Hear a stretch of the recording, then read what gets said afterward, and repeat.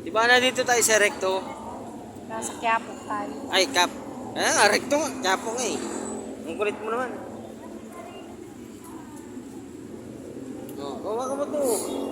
Video Bakit mo naman? para makita ni Annalyn. Oh, ayan Hello na. vlog. Hello to my guys. Hello guys. So, gusto niya i-video ko daw siya kasi banal siya ngayon. O, ayan, binibidyo ko na po siya. Mabait daw siya ngayong araw kaya kailangan i-video siya. Ganyan talaga yung kabait. Mana yan sa tatay namin. Lasinggero na mabait pa. Yan, yan. Ganyan po siya talaga. Ganyan siya kabanal ngayong araw na to. Yan, ayun na po siya. Ayun na. Doon lang po siya sa gilid kasi bawal siya pumasok. Kasi baka pag pumasok siya, masunog siya. At ayun na nga, papasok na nga siya talaga naman, pasikat. Nakiusap pa sa gwardiya. Ayun na, pumasok na nga po siya guys.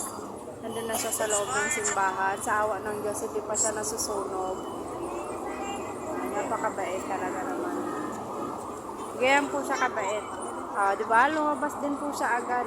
Kasi baka naiinitan agad siya sa loob. Kaya lumabas na siya. Baka umapoy kasi siya dun sa loob. Yan na guys. Yan.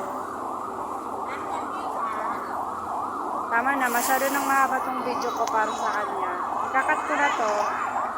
Basta naging banal siya ngayong araw na to. Thanks you Lord.